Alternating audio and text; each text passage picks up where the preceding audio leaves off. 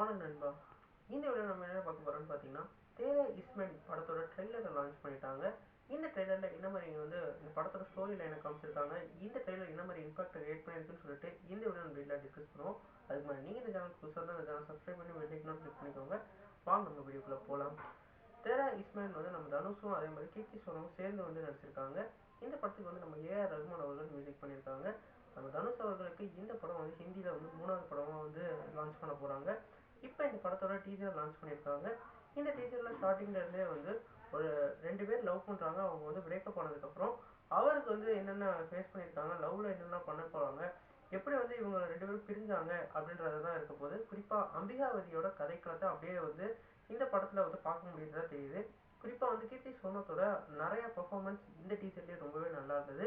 அது தனுஷோட இவங்க 2 பேரும் அந்த பேரிங் ரொம்பவே சூப்பராக பண்ணியிருந்தாங்க. இந்த படமும் ஒரு லவ் கம் ஆக்ஷனாக ரெடி ஆயிருக்கு. கண்டிப்பாக ஹிந்தியில் இந்த படமும் வெற்றியடைய நிறைய வாய்ப்பு இருக்கு. இனிமேல் அப்கமிங்காக அவருக்கு இப்போ இன்னைக்கு இட்லி கடை ரிலீஸ் ஆகி வேற லெவலில் ஓடிக்கிட்டு இருக்கதா சொல்லியிருக்காங்க. குறிப்பாக ரிவ்யூலாம் பாசிட்டிவாக வந்துகிட்டு இருக்கு. இதுக்கப்புறம் டிசம்பர் மாதம் இந்த படத்தை லான்ச் பண்ணுறதுக்கு இப்போ அந்த படக்குழு மும்முரமாக இருக்காங்க. நீங்கள் சொல்லுங்கள் ஃப்ரெண்ட்ஸ், அந்த டீசரை பார்த்தீங்களா? உங்களுக்கு என்ன தோணுச்சுன்னு சொல்லிட்டு கமெண்ட் பாக்ஸில் கமெண்ட் பண்ணுங்கள். இந்த வீடியோ உங்கள் சாட்டிஸ்ஃபை பண்ணுங்கள். இந்த சேனல் புதுசாக சப்ஸ்கிரைப் பண்ணுங்கள். நன்றி.